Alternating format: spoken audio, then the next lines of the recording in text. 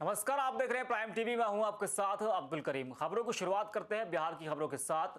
नए कृषि कानूनों के खिलाफ बिहार के किसान महासंघ ने भी हुंकार भरते हुए रोहतास जिले के करगहर प्रखंड के खड़ारी चौक को घंटों जाम रखा। इस जाम का नेतृत्व किसान महासंघ के संस्थापक रामाशंकर सरकार ने किया। इस दौरान उन्होंने कहा कि वे सरकार द्वारा प्रस्तावित किए जा रहे कृषि कानूनों में संशोधन से संतुष्ट नहीं है।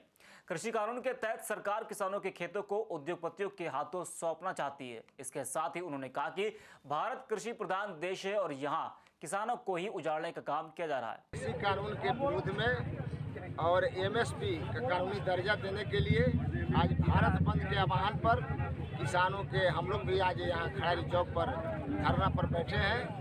और आप तमाम लोग जानते हैं कि 5 जून 2020 को केंद्र सरकार ने अध्यादेश लाया था और तब से अब तक किसान विरोध कर रहे हैं। शेखपुरा में एक तरफ जहां राजद और वामपंथी दल बाजार बंद कराने पर उतरे हुए हैं, तो वहीं बीजेपी अनोखे अंदाज में समरसता दिवस के रूप में डॉक्टर भीमराव अंबेडकर का जन्मदिन मना रही है। बीजेपी कार्यकर्ता शेखपुरा के विभिन्न स्थलों पर पहुंचकर बाबा भीमराव अंबेडकर की लगी प्रतिमा की साफ सफाई की। उसके बाद पूरी श्रद्धा से माल्यार्पण किया। इस दौरान बीजेपी के जिला अध्यक्ष सुधीर कुमार ने मीडिया से बात करते हुए बताया कि पिछले 3 दिनों से समरसता दिवस के तर्ज पर बीजेपी कार्यकर्ता बाबा भीमराव अंबेडकर का जन्मदिन मना रहे हैं। भारत रत्न डॉक्टर भीमराव अंबेडकर जी का 65वीं पुण्यतिथि शेखपुरा जिला में जो है कि 6 तारीख से लगातार 8 तारीख तक समरसता दिवस के रूप में मनाया जा रहा है। और यह कार्यक्रम शेखपुरा जिला के तमाम बूथ और शक्ति केंद्र पर जो है कि बाबा साहब अंबेडकर जी की पुण्यतिथि मनाई जा रही है। इसमें हर्षोल्लास के साथ जो है कि बूथ स्तर तक जो है कि कार्यकर्ता आगे आने का काम किया है। और मैं बाबा साहब अंबेडकर को नमन करते हुए भारतीय जनता पार्टी और पूरे भारतवर्ष के नागरिक को अभिनंदन करता हूं, वंदन करता हूं। वहीं कटिहार के माइलवासा इलाके में अनाज भंडारण के व्यवस्था के लिए साइलो गोदाम बनाया जा रहा। 50,000 मीट्रिक टन अनाज भंडारण की क्षमता वाले इस गोदाम का निर्माण लगभग 50 करोड़ से भी अधिक राशि से हो रहा है। हालांकि इसका निर्माण अब तक पूरा नहीं हुआ है, लेकिन जल्द इसकी निर्माण प्रक्रिया पूरी कर ली जाएगी। बता दें कि गोदाम निर्माण अदानी ग्रुप द्वारा करवाया जा रहा है। बताया जा रहा है कि साइलो गोदाम बन जाने से इस बड़े इलाके के किसान जो अपने उत्पादित अनाज को रख रखाव के अभाव से सस्ते दाम में बेचते थे, इसको बन जाने से उससे निजात मिलने की उम्मीद है। देखिए, ये साइलो 50,000 मीट्रिक टन क्षमता का बन रहा है और हमारे भारत सरकार के पूर्व मंत्री रामविलास पासवान जी ने इसका शिलान्यास किया था और उनकी इच्छा थी कि ये हमारे रीजन में उसका उद्घाटन हो जाए। ये 2 साल का इसको टाइम दिया गया था कि 2 साल में बन के तैयार होना है, लेकिन ये लगभग 5 साल हो गया और हमको लगता है कि लगभग बन के कंप्लीट है। बहुत जल्द ही इसका उद्घाटन होगा और इससे सीधा किसान को फ़ायदा होगा। चूँकि ये मामला जो है ये अनाज भंडारण का है और पूरे कटिहार में जितना अनाज भंडारण गोडाउन है उस सब को मिला दीजिए तो भी इसकी क्षमता ज़्यादा है 50,000 मीट्रिक टन का। कटिहार जिले के NH 31 कुर्सेला चौक पर भारत बंद के समर्थन में राष्ट्रीय जनता दल, कांग्रेस व भाकपा माले पार्टी सहित तमाम किसानों ने कृषि बिल के विरोध में पूर्ण रूप से बंदी को सफल बनाया। इस मौके पर बरारी विधानसभा क्षेत्र के पूर्व विधायक नीरज कुमार यादव, कुर्सेला जिला परिषद सदस्य गोपाल यादव सहित तमाम कार्यकर्ता मौजूद थे। बता दें कि कार्यकर्ताओं ने किसान काला कानून का सड़क पर उतरकर विरोध प्रदर्शन किया। वहीं बरौनी गुवाहाटी सड़क मार्ग पर 4 घंटे पूरी तरह से ठप रही। अभी चूंकि हम लोग सड़क में हैं, संसद में नहीं है, सड़क में हम ईंट से ईंट बजा देंगे इस सरकार को। हम आपको वचन देते हैं, पूरे देश के लोग इकट्ठे हैं, जब तक नरेंद्र मोदी सरकार इस तीनों काले कानून को वापस नहीं लेती, हम लोग इनको छोड़ने वाले नहीं हैं। चाहे पुलिस से केस करवा दो, लाठी चलवा दो, गुंडे पर भिजवा दो, लेकिन हम लोग पीछे नहीं हटने वाले हैं इस सरकार के खिलाफ। किसानों के पेट पर लात, चाहे बैठा हुआ कोई तानाशाही हो, हम उसके खिलाफ रहेंगे और तब तक खिलाफ रहेंगे जब तक ये तीनों कानून वापस नहीं ले लेता। ये सवाल हमारा रोजी का है, हमारे आने वाली पीढ़ियों का है, हमारे बच्चों का है, हमारे समाज का है। इसलिए हम आपसे अपनी बात समाप्त करने के पहले आप लोगों से एक बार फिर से अपील करेंगे, कि सारी बाधाओं को दूर करिए, जाति धर्म के झगड़े को मिटाइए, एकजुट होइए। और जो जन सरोकार से जुड़ा हुआ सवाल है, केंद्र में बैठा हुआ अगर मैं रहता या वो लोग बैठे हैं, अगर जन विरोधी निर्णय ये सरकार ले रही है तो हमको एकजुट होकर इसका मुखालफत करना होगा। खबरों में आगे बढ़ते हैं। कृषि कानून बिल को लेकर नाराज किसानों ने आज भारत बंद का ऐलान किया है। बिहार के हाजीपुर में भारत बंद को लेकर सुबह से हाजीपुर मुजफ्फरपुर NH को जाम कर दिया गया है। वहीं भारत बंद के समर्थन में आरजेडी कार्यकर्ता सुबह से ही सड़कों पर उतर आए। वहीं आरजेडी कार्यकर्ता लगातार सरकार के खिलाफ नारेबाजी करते हुए किसान कानून बिल को वापस लेने की मांग कर रहे हैं। बिहार में बिशहरी महारानी केंद्रीय पूजा समिति ने 2 दिवसीय संगोष्ठी का आयोजन किया। कार्यक्रम में मंजूषा कला के विकास और राष्ट्रीय स्तर पर पहचान बनाने की कोशिश पर चर्चा हुई। इस दौरान मंजूषा कला संयोजक प्रदीप कुमार ने कहा कि हेल्दी इंडिया मिशन और अंतर्राष्ट्रीय स्तर पर आयोजित आयुर्वेद के लिए काम करने वाली संस्था ने 500 मंजूषा मास्क और 50 मंजूषा सिल्क चादर की मांग की है, जो आंध्र प्रदेश के लोगों के लिए गौरव की बात है। इस दौरान समिति के तमाम कार्यकर्ता मौजूद रहे। मनसा बिशहरी महारानी केंद्रीय पूजा समिति के द्वारा यह 2 दिन का उन्मुखीकरण कार्यक्रम एक बहुप्रशिक्षित कंपनी जो आयुर्वेद पर काम करती है, हेल्दी इंडिया मिशन पर, तो मंजूषा कला अंग क्षेत्र की कला को बढ़ाने के लिए गुजरात की यह कंपनी है। इनके CMD हैं डॉक्टर दिनेश कच्छा सर, जो बहुत बड़े साइंटिस्ट हैं।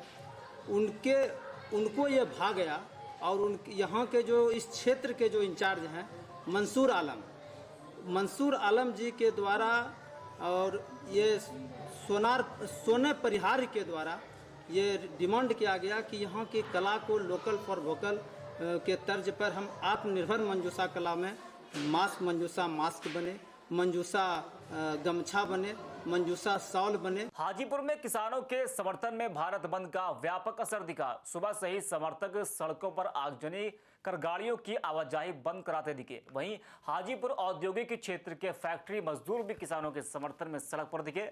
वहीं राजधानी पटना को जोड़ने वाले NH 19 पर कई जगहों पर आगजनी की तस्वीर भी दिखी।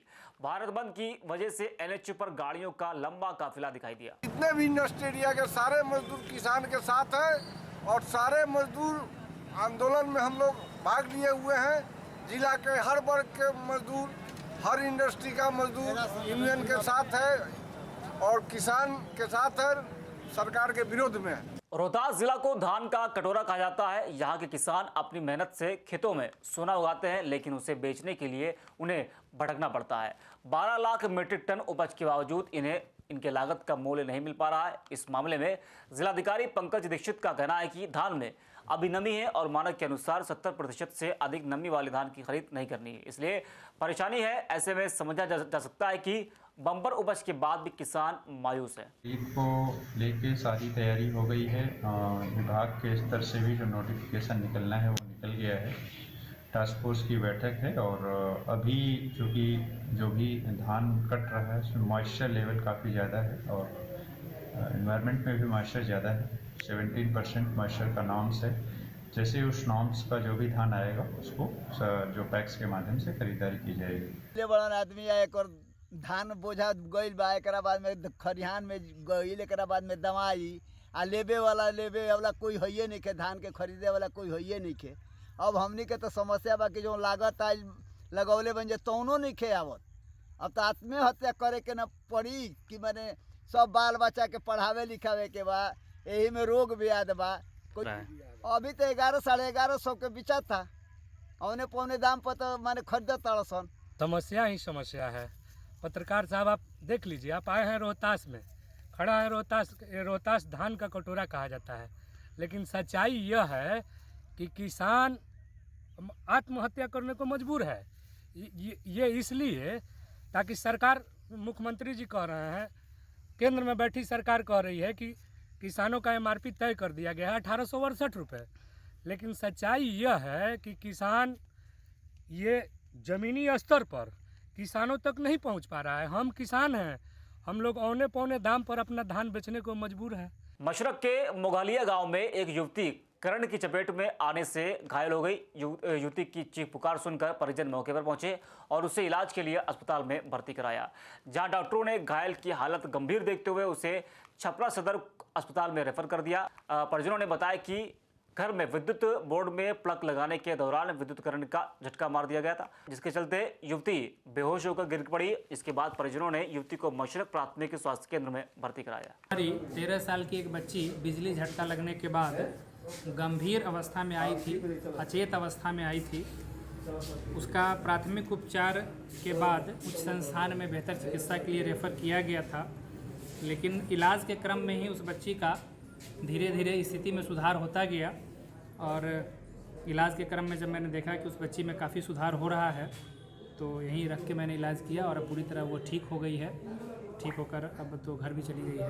भागलपुर में नए किसान बिल के खिलाफ लोगों ने सड़कों पर उतरकर जमकर विरोध प्रदर्शन किया और सरकार के खिलाफ नारेबाजी की।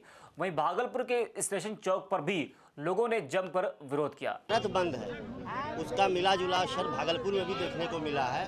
कृषि बिल को लेकर के भारत में, दिल्ली में, वहाँ भी लोग किसान उग्र हैं। भागलपुर में भी आपको देखना, हर एक दल के नेता, हर एक दल जो आज सड़क पे उतरे हैं, कहीं न कहीं आप देख सकते हैं कि यहाँ पे एक तरफ कांग्रेस के जो कार्यकर्ता हैं, कांग्रेस के जो नेता हैं, वो सब बैठे हुए हैं। एक तरफ आरजेडी के हैं, तो कहीं सीटू के हैं और बहुत से ऐसे दल हैं जहाँ पे लोग, दल के कार्यकर्ता हैं जो घंटाघर चौक पे बैठे हुए हैं। आइए यहाँ पे आपको हम दिखाते हैं कि आरजेडी के ये चक्रपाणी मंसू हैं, ये क्या बात करते हैं, क्या बताते हैं। आज जो किसान रोड पे उतर गए हैं, आप लोग भी रोड पे बैठे हुए, क्या मान रहे हैं, क्या? जून के महीने में राज्यसभा में मोदी जी ने किसान का 3 विरोधी बिल लाया। तीनों विरोधी काला कानून की तरह है, किसान विरोधी है, आम जनता विरोधी है। भारत में जो कृषि बिल पास हुआ है, ये साफ तौर से बिहार में भी इसका बहुत बड़ा असर देखा जा रहा है। कहीं भागलपुर में भी मैंने आपको दिखाया कि लोग यहाँ पे जुटे हुए हैं स्टेशन चौक पर से। भागलपुर से श्यामानंद सिंह की रिपोर्ट।